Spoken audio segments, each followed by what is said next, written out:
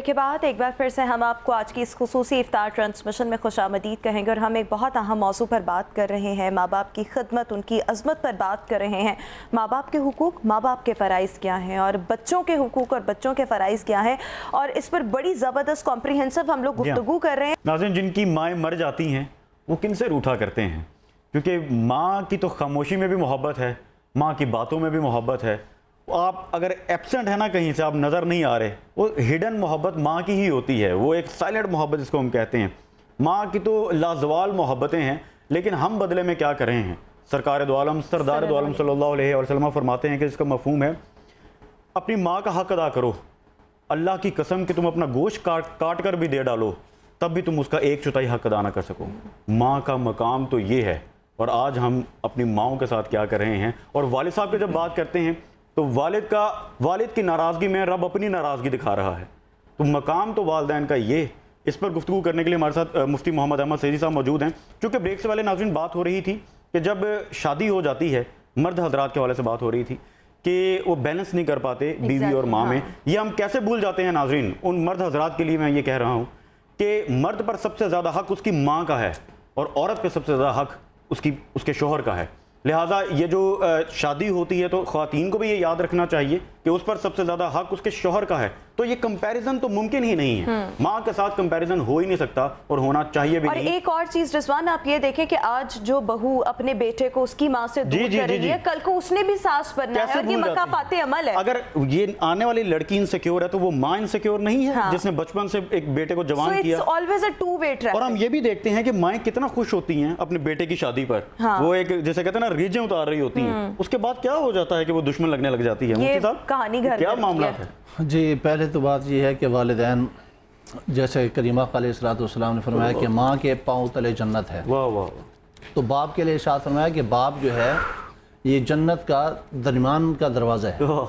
वाह। मेन दरवाज़ा जो है दरमियान का होता है, मेन गेट जो है वो बाप को करार दिया। तो अब जो है जन्नत जो है माँ के कदम तले और बाप उस जन्नत का मेन गेट। अब दोनों की इज़्ज़त अफजाई और उनके साथ हुस्न सलूक लाजमी है, एक बात। दूसरी बात ये है कि दीन इस्लाम ने हमें ये नहीं कहा कि माँ जो है उसको इज़्ज़त दी जाए और बीवी को ना दी जाए, या बीवी को दी जाए माँ को ना दी जाए।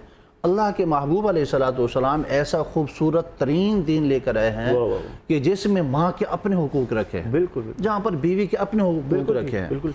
ये जो मसाइल पैदा होते हैं, इन मसाइल की वजूहात जो हैं वो ये हैं कि या तो मियाँ बीवी के दरमियान जो है ज़हनी हम आगे नहीं होती, एक चीज़।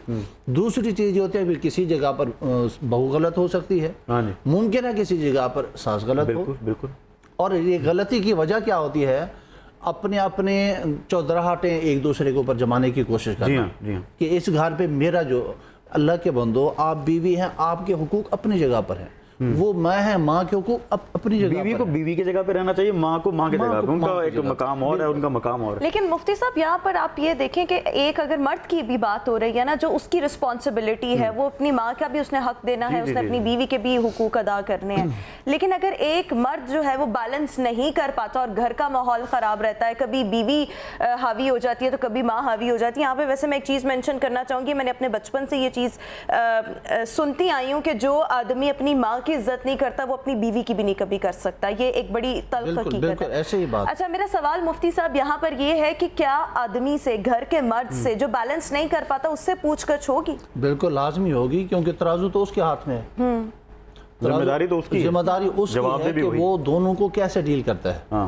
माँ को वो कैसे डील करता है और इसी तरह जो है वो अपनी बीवी को कैसे डील करता है। एक बात ये है।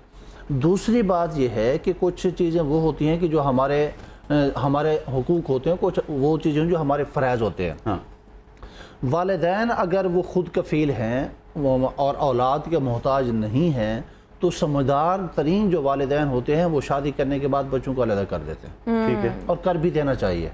ये बड़ी आपने खूबसूरत बात की। एक बात। दूसरी बात ये है कि जो खुशबख्त बहू और बेटे होते हैं वो कहते हैं हमें धक्के मारो, जो मर्जी करो, घर से उठा के हमारा सामान बाहर फेंको, हम नहीं जाएंगे। हम जो कुछ हैं वो आपके कदमों की वजह से, आपकी दुआओं की वजह से हैं। असली तो थोड़े इकट्ठे रहना। कट भी दो तो नहीं जाना। ऐसे नहीं जाना। वाह वाह। तो ये लेकिन ये खुशबख्त- तादाद बहुत कम है। ये तादाद बहुत कम है, लेकिन ऐसे- है। हाँ। लेकिन ऐसे खुश नसीबों की जो जिंदगियां होती हैं, ऐसे जोड़ों की जो औलादें होती हैं, वो दुनिया में ही वो जन्नत गुजारते उनका वकार भी ज़्यादा होता है, माशरे में भी ऐसे लोगों का वकार ज़्यादा होता है। मुफ्ती साहब, यही गुफ्तगू का सिलसिला इसी तरह जारी रहेगा। नाज़रीन, बहुत कुछ सीखने को भी मिल रहा है और बहुत सी ऐसी चीज़ें जो शायद हमें पता नहीं है, वो आज इंशाल्लाह डिस्कस भी करेंगे। अभी वक्त हुआ एक शॉर्ट ब्रेक का, आप कहीं मत जाइएगा।